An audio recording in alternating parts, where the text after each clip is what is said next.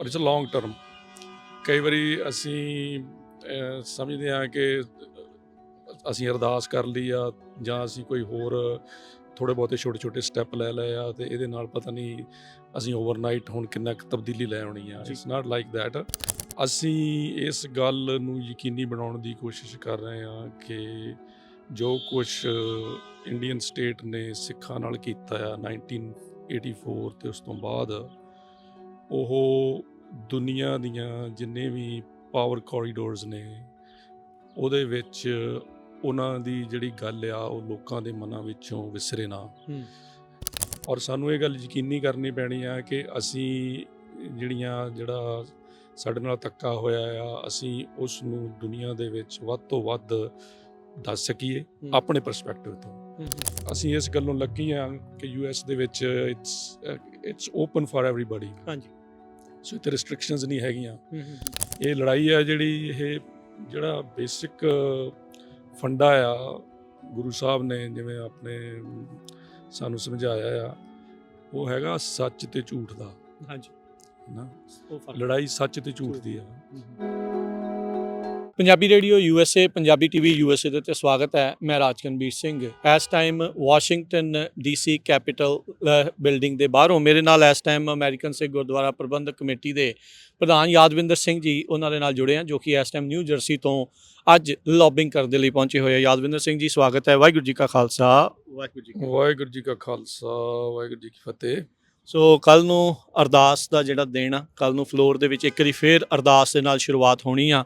ਸੋ ਇਹ ਲਗਾਤਾਰ ਪਿਛਲੇ ਕਈ ਸਾਲਾਂ ਤੋਂ ਇਹ ਕੋਸ਼ਿਸ਼ਾਂ ਜਿਹੜੀਆਂ ਸਿੱਖ ਕੌਮ ਦੇ ਦੁਆਰਾ ਕੀਤੀਆਂ ਜਾ ਰਹੀਆਂ ਆ। ਸੋ ਕਿੱਦਾਂ ਮਹਿਸੂਸ ਹੁੰਦਾ ਹੈ? ਦੇਖੋ ਜੀ, ਇਹ ਐਡਵੋਕੇਸੀ ਦਾ ਜਿਹੜਾ ਸਾਰਾ ਹੈਗਾ ਨਾ, ਇੱਕ ਕਿਸਮ ਦਾ ਜਿਹੜਾ ਇਹ ਬੜਾ ਸਲੋ ਪ੍ਰੋਸੈਸ ਆ ਔਰ ਇਟਸ ਅ ਲੌਂਗ ਟਰਮ।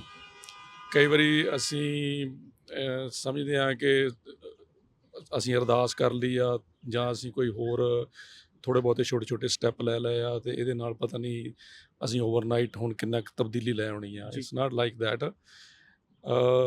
ਅਸੀਂ ਇਸ ਗੱਲ ਨੂੰ ਯਕੀਨੀ ਬਣਾਉਣ ਦੀ ਕੋਸ਼ਿਸ਼ ਕਰ ਰਹੇ ਹਾਂ ਕਿ ਜੋ ਕੁਛ ਇੰਡੀਅਨ ਸਟੇਟ ਨੇ ਸਿੱਖਾਂ ਨਾਲ ਕੀਤਾ ਆ 1984 ਅਤੇ ਉਸ ਤੋਂ ਬਾਅਦ, ਉਹ ਦੁਨੀਆ ਦੀਆਂ ਜਿੰਨੇ ਵੀ ਪਾਵਰ ਕੋਰੀਡੋਰਸ ਨੇ ਉਹਦੇ ਵਿੱਚ ਉਹਨਾਂ ਦੀ ਜਿਹੜੀ ਗੱਲ ਆ ਉਹ ਲੋਕਾਂ ਦੇ ਮਨਾਂ ਵਿੱਚੋਂ ਵਿਸਰੇ ਨਾ। ਇਹ ਇੱਕ ਹਿਸਟਰੀ ਦਾ ਪ੍ਰਚਲਨ ਆ ਕਿ ਜਿਹੜੇ ਲੋਕ ਆਪਣਾ ਇਤਿਹਾਸ ਭੁੱਲ ਜਾਂਦੇ ਨੇ, ਆਪਣੀ ਜਿਹੜੀ ਆਪਣੇ ਨਾਲ ਹੋਏ ਧੱਕਿਆਂ ਨੂੰ ਭੁੱਲ ਜਾਂਦੇ ਨੇ, ਉਹਨਾਂ ਨਾਲ ਫਿਰ ਉਹ ਧੱਕੇ ਦੁਬਾਰਾ ਹੁੰਦੇ ਨੇ, ਕਿਉਂਕਿ ਉਹ ਆਪਣੀ ਜਿਹੜੀ ਤਰਾਸਦੀ ਆ ਉਹ ਲੋਕਾਂ ਨੂੰ ਦੱਸ ਨਹੀਂ ਸਕਦੇ।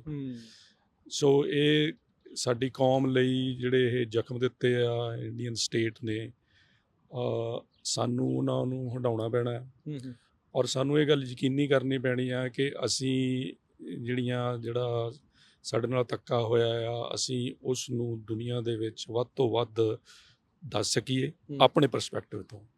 ਇੰਡੀਅਨ ਸਟੇਟ ਆ ਜਿਹੜੀ, ਉਹਦੇ ਕੋਲ ਬਹੁਤ ਰਿਸੋਰਸਿਸ ਨੇ, ਉਹ ਆਪਣੇ ਤਰੀਕੇ ਨਾਲ ਲੋਕਾਂ ਨੂੰ ਜਾਂ ਬਾਕੀ ਸਟੇਟਸ ਨੂੰ ਉਹ ਦੱਸਦੀ ਆ ਕਿ ਆਪਣਾ ਨੈਰੇਟਿਵ ਦੱਸਦੀ ਆ। ਔਰ ਅਸੀਂ ਕੋਸ਼ਿਸ਼ ਕਰਦੇ ਹਾਂ ਕਿ ਜਿਹੜਾ ਸਿੱਖਾਂ ਦਾ ਨੈਰੇਟਿਵ ਆ, ਸਿੱਖ ਕੌਮ ਦਾ ਨੈਰੇਟਿਵ ਆ, ਉਹ ਦੁਨੀਆ ਨੂੰ ਦੱਸਿਆ ਜਾਵੇ, ਜਿਹਦੇ ਵਿੱਚ ਜਿਹੜੇ ਲਾਅ ਮੇਕਰਸ ਨੇ US ਗੌਰਮੈਂਟ ਦੇ, ਜਿਹੜੇ ਕਾਂਗਰਸਮੈਨ ਨੇ, ਸੈਨੇਟਰ ਨੇ।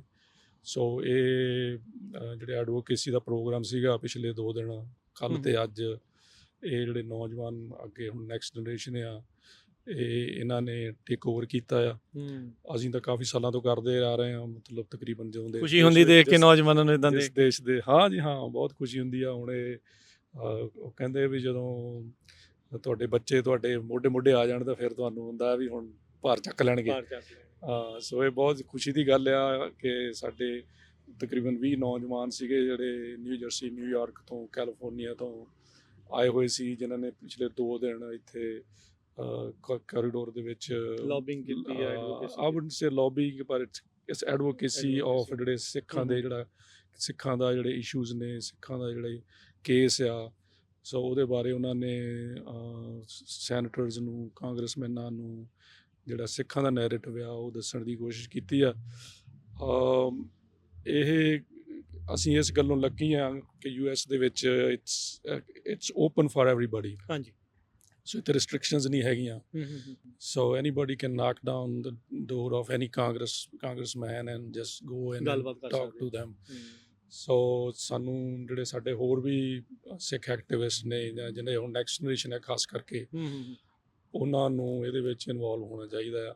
ਦੇਖੋ ਸਾਡੀਆਂ, ਅਸੀਂ ਜੋ ਮਰਜ਼ੀ ਕਹਿ ਲਈਏ, ਬੇਸ਼ੱਕ ਅਸੀਂ ਚਲੋ ਪੜ੍ਹਾਈ ਵਗੈਰਾ ਕਰਕੇ ਆਏ ਸੀਗੇ ਪੂਰੀ, ਪਰ ਜਿਹੜਾ ਨੈਰੇਟਿਵ ਆ ਜਾਂ ਜਿਹੜਾ ਪਰਸਪੈਕਟਿਵ ਆ ਉਹਨੂੰ ਬੈਟਰ ਦੱਸਣ ਲਈ ਸਾਡੀ ਜਿਹੜੀ ਨੈਕਸਟ ਜਨਰੇਸ਼ਨ ਆ, ਜਿਹੜੀ ਇੱਥੋਂ ਦੀ ਜੰਪਲ ਆ, ਇੱਥੋਂ ਦੇ ਕਲਚਰਲੀ ਇੰਟਰਵੀਨਡ ਆ, ਇੰਟਰਵਾਈਨਡ ਨਾਲ ਜੁੜੇ ਹੋਏ, ਉਹਨਾਂ ਨੂੰ ਕਲਚਰਲੀ ਪਤਾ ਆ।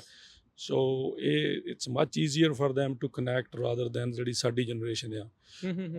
ਅਸੀਂ ਵੀ ਟਰਾਈਡ ਆਵਰ ਬੈਸਟ, ਪਿਛਲੇ 25-30 ਸਾਲ ਹੋ ਗਏ, 30 ਸਾਲ ਹੀ ਹੋ ਗਏ ਹੁਣ ਤਾਂ। ਹਾਂਜੀ। ਪਰ ਨਾਓ ਆਮ ਗਲੈਡ ਕਿ ਸਾਡੀ ਜਿਹੜੀ ਇਹ ਜਨਰੇਸ਼ਨ ਆ ਦੇ ਟੇਕਿੰਗ ਓਵਰ, ਐਂਡ ਇਹ ਲੜਾਈ ਆ ਜਿਹੜੀ, ਇਹ ਜਿਹੜਾ ਬੇਸਿਕ ਫੰਡਾ ਆ ਗੁਰੂ ਸਾਹਿਬ ਨੇ ਜਿਵੇਂ ਆਪਣੇ ਸਾਨੂੰ ਸਮਝਾਇਆ ਆ, ਉਹ ਹੈਗਾ ਸੱਚ ਤੇ ਝੂਠ ਦਾ। ਹਾਂਜੀ, ਨਾ ਲੜਾਈ ਸੱਚ ਤੇ ਝੂਠ ਦੀ ਆ, ਬਾਕੀ ਲੜਾਈਆਂ ਸਾਰੀਆਂ ਛੋਟੀਆਂ ਨੇ, ਉਹ ਵਿੱਚ ਆ ਜਾਂਦੀਆਂ। ਸੋ ਜਿਹੜੀ ਸਿੱਖਾਂ ਨੇ ਲੜਾਈ ਲੜਨੀ ਆ, ਉਹ ਸੱਚ ਦੇ ਸਿਰ ਤੇ ਲੜਨੀ ਆ ਜੀ।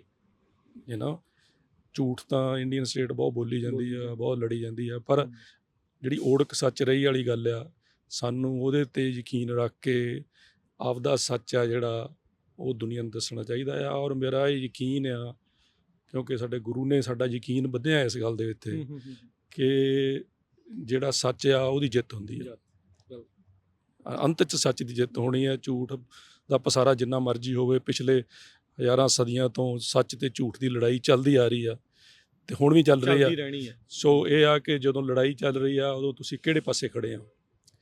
ਸਾਡੇ ਵੀ ਜਿਹੜੇ ਭਰਾ ਭੈਣ ਨੇ, ਉਹ ਅੱਜ ਮੈਨੂੰ ਪਤਾ ਕਈ ਉਹਨਾਂ ਨੂੰ ਕਈ ਵਾਰੀ ਉਹਨਾਂ ਦੀਆਂ ਜਿਹੜੀਆਂ ਝੂਠ ਆ ਜਿਹੜਾ ਉਹਨਾਂ ਨੂੰ ਇੰਨਾ ਬਲਰਡ ਕਰ ਦਿੰਦਾ ਆ ਵੀ ਉਹਨਾਂ ਨੂੰ ਪਤਾ ਨਹੀਂ ਲੱਗਦਾ ਵੀ ਸੱਚ ਆ ਤੇ ਝੂਠ ਕੀ ਆ। ਸੋ ਉਹਨਾਂ ਨੂੰ ਥੋੜ੍ਹਾ ਬਹੁਤਾ ਆਪਣੀ ਸੋਲ ਸਰਚ ਕਰਨੀ ਚਾਹੀਦੀ ਆ ਔਰ ਦੇਖਣਾ ਚਾਹੀਦਾ ਹੈ ਕਿ ਸੱਚ ਕਿੱਥੇ ਆ, ਕਿਉਂਕਿ ਜਿਹੜੀ ਸਿੱਖ ਆ ਉਹਦੀ ਜਿਹੜੀ ਗਤੀ ਆ ਉਹ ਸੱਚ ਦੇ ਵਿੱਚੋਂ ਹੀ ਹੋਣੀ ਆ ਜੀ, ਹੈ। ਤੇ ਸੱਚ ਦੇ ਉੱਤੇ ਸਾਡਾ ਭਰੋਸਾ ਆ ਤੇ ਸਾਨੂੰ ਉਮੀਦ ਆ, ਭਾਵੇਂ ਰਿਸੋਰਸ ਪੱਖੋਂ ਹੋਰ ਗੱਲਾਂ ਪੱਖੋਂ ਮੇ ਵੀ ਅਸੀਂ ਬੜੀ ਛੋਟੀ ਕਮਿਊਨਿਟੀ ਆ, ਪਰ ਪੂਰੀ ਕੰਟਰੀ ਇੱਕ ਪਾਸੇ ਆਪਾਂ, ਪਰ ਜਿਹੜਾ ਸਾਡੇ ਕੋਲੇ ਹਥਿਆਰ ਆ ਸਭ ਤੋਂ ਵੱਡਾ, ਉਹ ਜਿਹੜਾ ਗੁਰੂ ਮਾਈ ਨੇ ਸਾਨੂੰ ਦਿੱਤਾ ਹੈ, ਸੱਚ ਤੇ ਖੜਨ ਦਾ ਸਿਧਾਂਤ ਤੇ। ਸੋ ਜਿੰਨਾ ਚਿਰ ਸਿੱਖ ਆਪਣੇ ਸਿਧਾਂਤ ਤੇ ਖੜਾ ਹੈ, ਸੱਚ ਤੇ ਖੜਾ ਆ, ਮੈਨੂੰ ਨਹੀਂ ਲੱਗਦਾ ਕੋਈ ਵੀ ਗੱਲ ਵੱਡੀ ਹੈ। ਹਾਂਜੀ ਹਾਂ। ਸੋ ਚਲੋ ਜੀ, ਬਹੁਤ ਵਧੀਆ, ਬਹੁਤ ਬਹੁਤ ਸ਼ੁਕਰੀਆ ਯਾਦਵਿੰਦਰ ਜੀ। ਸੋ ਕੱਲ੍ਹ ਨੂੰ ਅਰਦਾਸ ਜਿਹੜੀ ਫਲੋਰ ਦੇ ਉੱਤੇ, ਫਿਰ ਉਸ ਤੋਂ ਬਾਅਦ 'ਚ ਕਾਂਗਰਸਮੈਨ ਕਾਂਗਰਸਵੂਮਨ ਆ ਕੇ ਆਪਣੇ ਵਿਚਾਰ ਜੋ 1984 ਦੇ ਵਿੱਚ ਜੋ ਸਾਕਾ ਹੋਇਆ ਉਸ ਬਾਰੇ ਜਿਹੜੇ ਸ਼ੇਅਰ ਕਰਨਗੇ। ਸੋ ਕਵਰੇਜ ਇੱਦਾਂ ਹੀ ਜਾਰੀ ਰਹੇਗੀ। Punjabi radio USA, Punjabi TV USA ਨਾਲ ਜੁੜੇ ਰਹੋ। ਮੈਂ ਰਾਜਕਨਵੀਰ ਸਿੰਘ, ਵਾਸ਼ਿੰਗਟਨ DC ਤੋਂ।